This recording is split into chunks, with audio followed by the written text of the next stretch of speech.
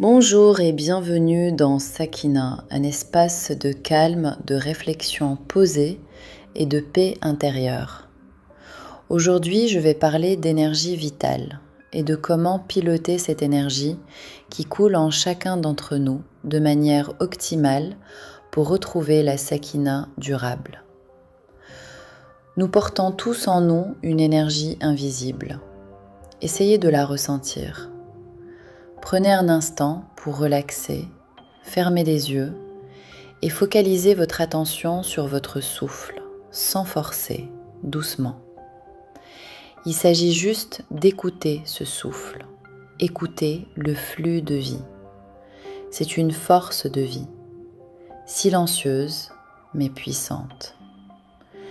Les traditions anciennes lui ont donné différents noms. En médecine chinoise, on l'appelle le qi. Dans l'Ayurveda, le prana. Dans le yoga, la kundalini. Dans les 3 religions monothéistes, il s'agit du souffle de Dieu. Mais au fond, peu importe le nom. Cette énergie circule en nous comme un nuage, comme une chaleur douce qui nous maintient en vie. Quand elle circule librement, nous nous sentons alignés, le corps est léger, l'esprit est clair, le cœur est tranquille.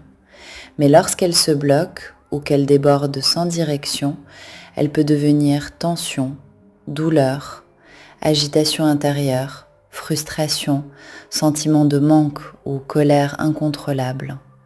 Apprendre à piloter son énergie, c'est d'abord l'écouter pour pouvoir ensuite la diriger. Et à travers l'écoute naît la sakina, cette paix intérieure stable, cette jouissance tranquille, profonde. Cet état où tout semble à sa juste place. Par contre, quand l'énergie se bloque, le corps manifeste différentes douleurs. On peut dire que le corps parle, ou même qu'il crie. Il devient un haut-parleur qui attire votre attention sur ce qui ne va pas.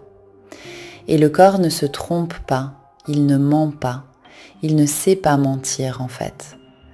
Concrètement, quand l'énergie vitale n'est plus fluide, quand elle ne circule pas de manière naturelle, on ressent différents malaises, par exemple des articulations raides, des gonflements, des inflammations, des problèmes dermatologiques aussi, oui.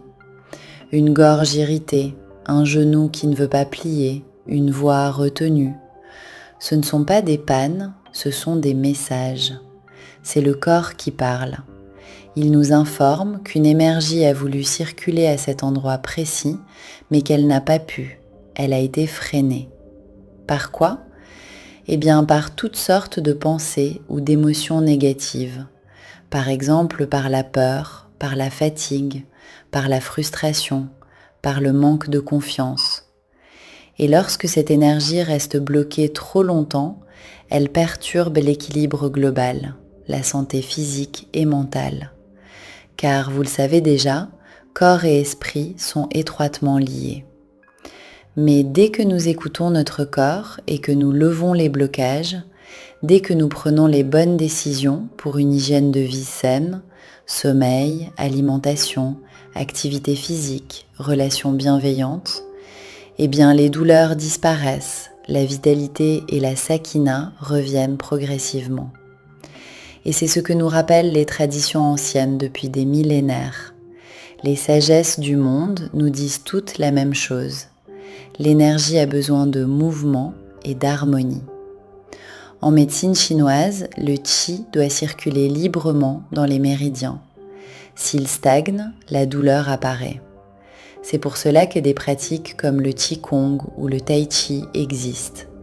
Elles remettent le mouvement sans forcer. Dans l'Ayurveda, le prana est le souffle de vie. Il se nourrit d'une respiration consciente, d'un sommeil réparateur, d'une alimentation simple et équilibrée.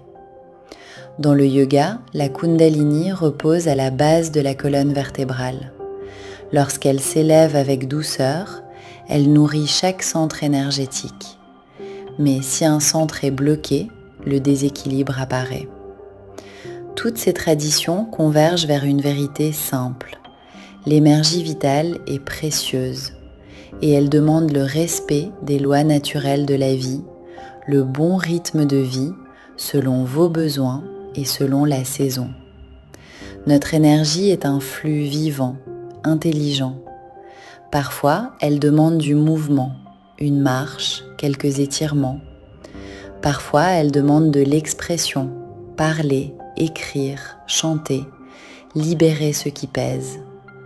Et parfois, elle demande simplement le silence, le repos, le ralentissement. C'est ainsi que la sakina se construit, jour après jour. L'équilibre entre action et repos est essentiel. Il faut accepter de ne pas être toujours productif. Le repos est nécessaire, ce n'est pas du temps perdu, c'est un temps de recharge de votre batterie d'énergie vitale. Et l'écoute intérieure est la clé. Piloter son énergie, ce n'est pas la contrôler, c'est l'accompagner.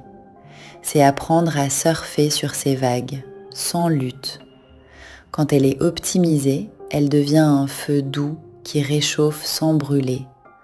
Un nuage intérieur qui arrose la terre au moment juste. Et la sakina naît de cette alliance avec le corps. Respirez. Votre énergie sait déjà comment circuler. Merci pour votre écoute. N'hésitez pas à partager la vidéo afin de m'aider à diffuser ce souffle de Sakina. À bientôt.